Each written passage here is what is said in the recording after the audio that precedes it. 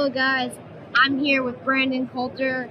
He just won the MLF championship on Lake Champlain, so congratulations to you. Thank you, appreciate it, buddy.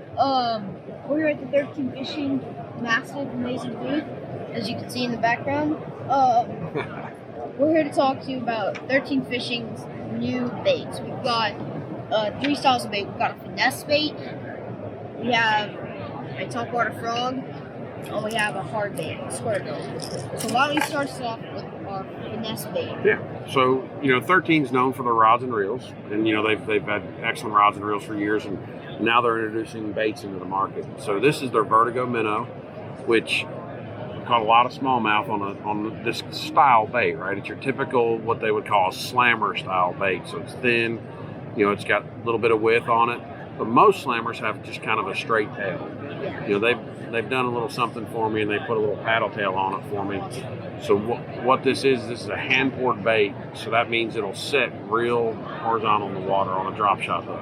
So it'll kind of just sit there. And a lot of times when you're fishing smallmouth, you're in current. So that bait will sit like that. And when the current hits it, that little paddle tail will just sit there, and you don't have to do anything to it. They just come up and eat it up. So the Vertigo minnow is one of their offerings, and it's an excellent bait. Okay, now why don't you tell us about, before we move on to the trash panda.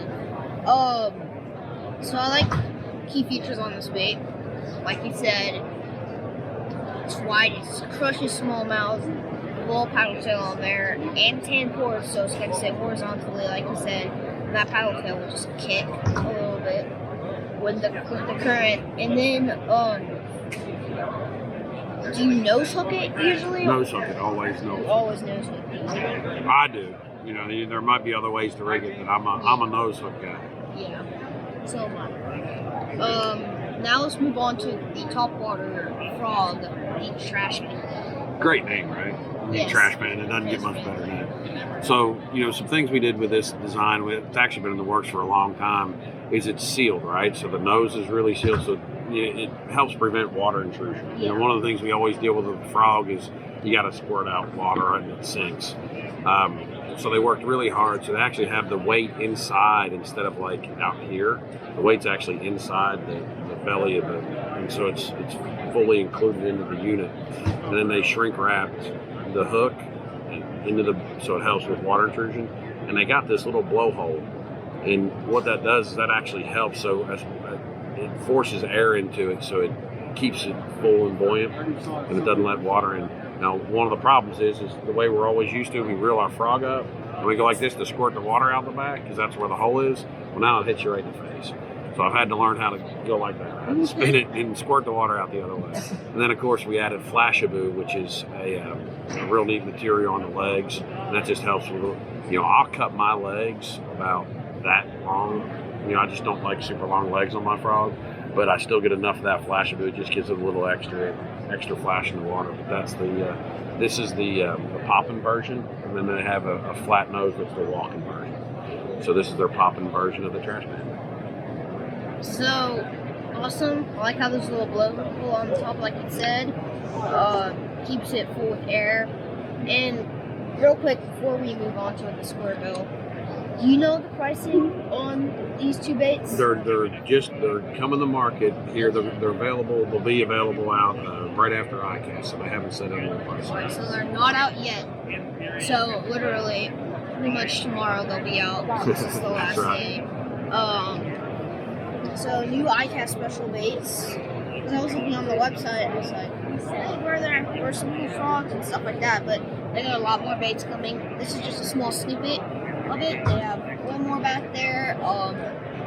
Next year, right? It'll be coming out with a more like weedless dog. Yeah, they've got a walking bait that'll work through grass, and it's called the Pathfinder, and it'll be out next year. So they're still working on some of the key characteristics of it, but I've been able to kind of work on it a little bit. It's a lot of fun. It's gonna be a good bait. Right behind us, Pathfinder and giant. That's gonna be. You don't throw that size? No, that's the size I throw all the time. Well, I do use that size. You do that size. Okay.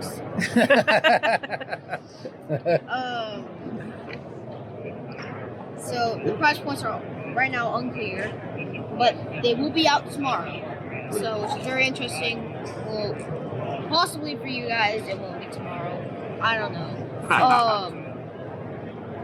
So they're pretty much already out. Now we're moving on to the square bill. Square bill. This is the Scamp. So this is their 1.5 version, and they call it a 60. We have a 60 and a 70, which is in the terms everybody's kind of used to is 1.5 and 2.5 size.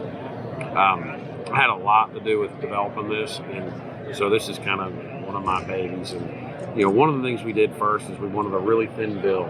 Back in the old days, I'm from Tennessee and I'm old, and we always had computer chip bills on our homemade plugs, and the reason we did that is it gave it a lot of feel, and it really worked well. So they took this is actually the material they used for their reels. It's an airfoil carbon that they used in their reels, and they were able to get a really thin, super strong bill made out of it. And what I wanted more than anything is I wanted that line tie that touched the bill. And what that does is when you're winding that, and that bill is vibrating and it hits a stump or a rock, since the line ties directly to the bill, you feel that all the way through your rock. So a key feature in it is that they've also they've got a ton of air in this, so when that bait hits something, it'll go down, it'll hit my coffee here, and then it'll back up.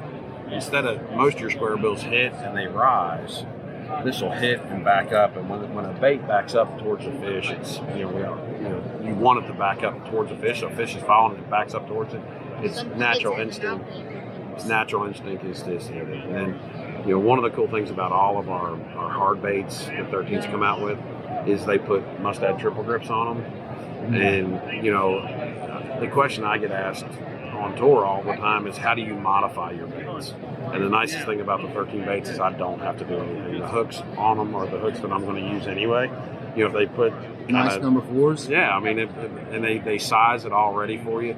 So this bait I can take out of the package and I can throw, whether it's at Lake Champlain to win the MLF or just around the house. I don't have to do anything to the hooks or to the bait. I just take it out of the package and throw it. So that's the Scamp.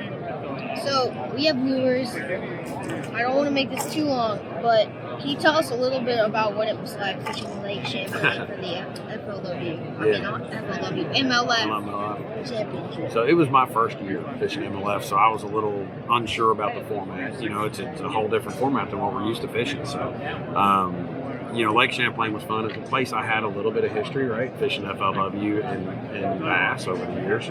And so I guess I was just comfortable, and they put us, the neat thing about the format is you don't know where you're going every day. And so they put us on different places, and, I caught them 3 different ways, all 3 days of competition. So in the early rounds, I kind of survived with a drop shot, on bridge piers and different stuff.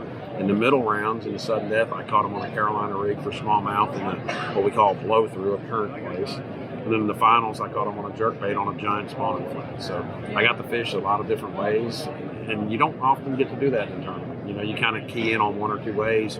With the MLF format, you get to kind of, you have your whole arsenal.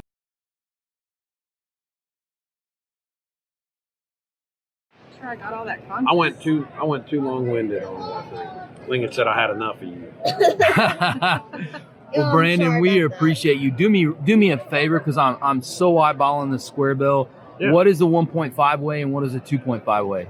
As far as the weight, it's I don't know the actual weight of it. I wish I did. Easy to chunk with a bait caster? Oh, yeah, no problem. Yeah. Okay. I mean, no, it's a bait casting bait. It's, I throw this bait on like a 7-foot cranking rod with anywhere from 10 to really 20-pound test, depending on how deep and how aggressive the fish are.